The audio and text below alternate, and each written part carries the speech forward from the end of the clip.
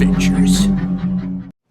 Hey guys, it's Chuke here with Chuke's Outdoor Adventures. Well, I wanted to talk about bear attacks in Russia because I have gotten some reports, but it raises a lot of questions for me. And of course, in Russia, they have state-controlled media, and that's why there's not a lot of talk about the questions that I really have about these reports. So please, if you happen to know some information, please reach out to me via my website, my email listed on the channel, because I have many questions. Now, I wish I wouldn't have lost contact with this guy years ago. Some guy was messaging me and commenting on my videos. He said he was a guide out of Kamchatka Peninsula in Russia, where they have these massive Kodiak-sized brown bears, and he was trying to get me to book a hunt with him. I told him I wish I could, but I couldn't spend tens of thousands of dollars of what he charged for those hunts. But he was commenting on a lot of my videos, and boy, would I like to ask him some questions, because Russia has tons of bears. I read a report where Russia has more black bears than the United States does, and even Canada, which really surprised me.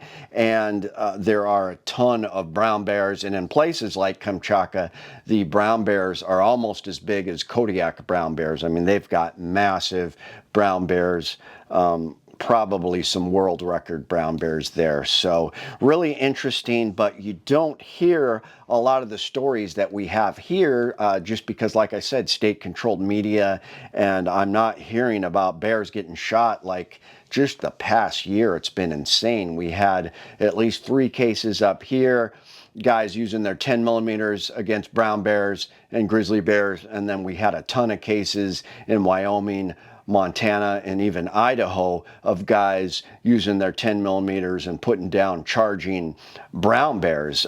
It was insane. So I always wonder, first of all, how often does this happen in Russia? And when it does, what firearms are they using? So like I said, these articles add more questions to my mind, but the first article I found was from Unilad in March of 2024.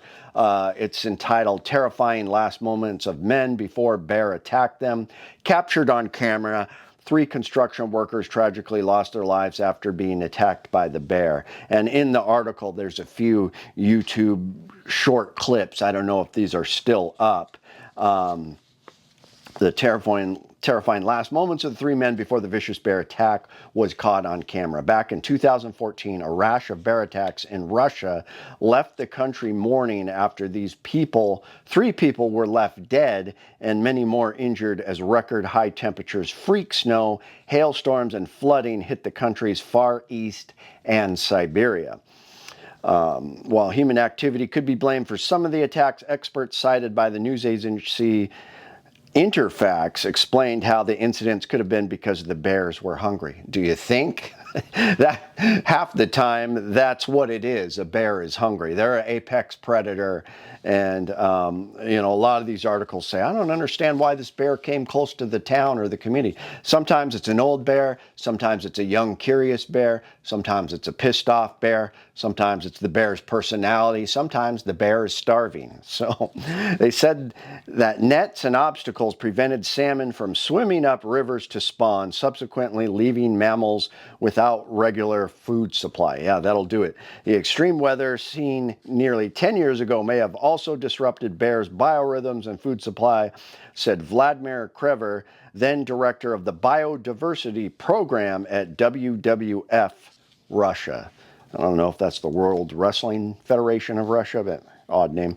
Some of the attacks included one at 2 a.m. in the morning at a meteorological station in the forests of Sakha Republic. So this particular instance saw a bear break down the door of a residential trailer and bite the arm of a woman inside. Over the last year, I've talked about several cases like that where bears have busted into a house and attacked people or were needed to be put down after they threatened people. We had a black bear come inside a mining facility maybe 3 or 4 years ago and blow through a cloud of bear spray. The bear spray failed and just killed a woman and ate her, a biologist. And now, thankfully, they're all armed. So this article goes on to say, thankfully, the predator was ultimately scared away by the woman's loud screaming. 3 days before that, a bear ambushed a young boy on Iturup Island as he was walking home from his grandmother's house. The bear was said to have dragged the 14-year-old to the shore by the time the local authorities arrived and shot him dead. I wish they would have said what they used. As a result of the attack, the boy had to have 170 stitches. So he survived, so did that lady. Perhaps the most shocking of the incidents was caught on camera after 3 construction workers were killed on Sakhalin Island. The moments before the vicious attack were filmed by one of the men's mobile phones. The footage sees the bears sitting from a distance to start with, as one appears to have a standoff with a dog. Not long after, one of the bears could be seen charging at the men, and this is where the terrifying footage concludes, so it stops filming. Another instance in Russia saw a man's mobile phone remarkably save his life as it suddenly activated and its tone scared the bear off. Adult bears in Siberia and Far East Russia can grow more than 590 kilograms in size. I take it that's close to 1,000 pounds because that's how big they get here. The increase of extreme natural phenomena, hurricane, storms, sudden heat or cold can lead to a growth of conflict situations for people and nature, including with bears, Crever said in 2014. Now, this story is insane. Father, 87, son, 56, mauled to death by rabid bear that broke into their home after annihilating 35 stray dogs. So this was some kind of shelter because the dogs were in kennels. This happened, a massive brown bear kicked off its murderous rampage when it massacred 35 stray dogs at a nearby shelter before breaking into the Luchegorsk home and fatally mauling the 87-year-old and the 56-year-old, according to the U.S. Sun. Shelter director Olga Zamaskafalia told the outlet the dogs were chained inside kennels and couldn't escape when the deranged animal bypassed the wooden and flimsy fence and wandered inside the facility. She said bear tracks were discovered at the gruesome scene. The bear came in at night. 35 dogs died. We don't have security here. The dogs are kept in kennels. And then it continued its killing spree, it says, the next day. Local police blocked the area and enforced a curfew as hunting inspectors were immediately ordered to locate and execute the bear, with locals fearing it would kill again. Hours later, the deranged animal was shot to death, according to photos. And they do have a photo of them measuring its massive paw. So pretty interesting. And then somebody commented a healthy bear would not do this. It would not even come close to a populated area. I would disagree with that. This probably was a rabid bear, but just depending on how hungry a bear is, if it's been eating trash, they come into town. Once they get a taste of food, they come in town. It did appear underweight, and they thought it was a sick bear. So really interesting. So first of all, I want to address, you don't hear a lot of stories of Russians shooting bears with their guns, just like common civilians. Always the authorities come in and shoot it. Russians can own guns, but they must have first obtain a license through a very strict process. Handguns, rifles, and shotguns are allowed in Russia under strict regulations. Now, recently, the last few years, some of that is changing as it's more popular to do sporting events with firearms. There's a little more popularity of shooting sports. So,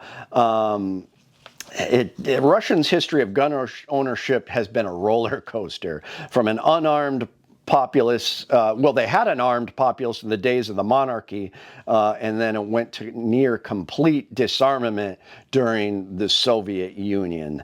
It's changing a little bit, but extremely strict. And what's disappointing is the general populace isn't that interested in guns, and they don't feel like guns should be on an open market. But of course, that could be the state-run media saying that too. So who knows what the people really say. There is a right to self-defense as part of Russian law, and their constitution says you can protect yourself and your property. So that is interesting, but it's mainly, there are a lot of criminals, of course, organized crime, and they do have guns, but like 90% of the populace is unarmed in Russia. So that's kind of scary. Now, I tried to look up what kind of guns they were using. Now, we do have a couple European accounts in that archipelago that Iceland and Sweden and some of the countries share.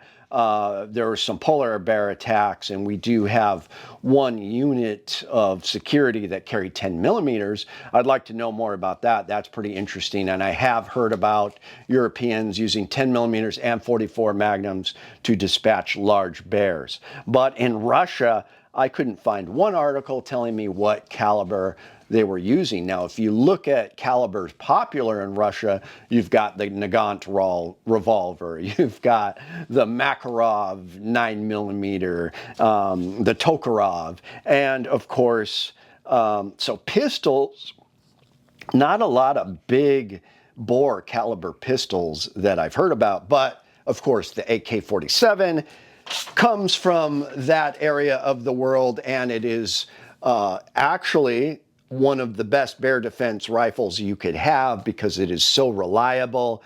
It's basically like shooting a semi-auto 30-30, similar ballistics. So people have definitely taken down bears with AKs. That one instance, I always talk about it on my videos, where the guy was on the Russian River here in Alaska, and he had an AK-74, which is a much smaller 5.45 round. It's not a 30 caliber, and he took like 13 shots and put down that sow brown bear. He got in tons of trouble because it wasn't really doing anything but eating fish, and he freaked out and just mowed it down with his AK-74. So an AK-47, I feel, is one of the best firearms for bear defense. Even better is a 308 round, also 30 caliber, but much more powerful. Here's my Scar 17. This is my new weapon that I'm touting as the ultimate bear defense. I mean, this is going to give me 20+1 rounds of hard-hitting 308, and this would take down a large bear no problem. So if you have any information on what firearms were used to take down those bears, I'd love to hear it. I tend to think they were all AKs when the police came in, and law enforcement or whoever the authorities were. They usually have AKs, and I think they came in and took the bears out with those in all of those instances. So in any hue, it is very interesting. And again, please contact me if you have any information about what people are using against bears, especially if they're using pistols of any sort. Pretty fascinating. But thankfully, we live in the free world here, and we're able to carry big bore 454s, 500 Smith & Wessons, and the good old 10 millimeter when we're out fishing, hunting in the outdoors to protect our lives. And as we have seen this year, they work great compared to bear spray, which has failed before. So the media likes to say firearms are bad and they're not actually helpful in bear attacks. But if you look at AmmoLand.com's study and the research that Dean Weingarten has done, you'll see in vast majority of the cases, firearms and even pistols were successful in deterring bear attacks. So thanks for tuning in. I'll have another video up in the morning. It's Chuke, your friend in the field. My name is Chuke. I like to trade my guns just for fun, but now I have none. Oh, look, get shot by a bear, but I don't care. I got a 10 millimeter. Chuke's Outdoor Adventures. Watch you go die every time, guaranteed.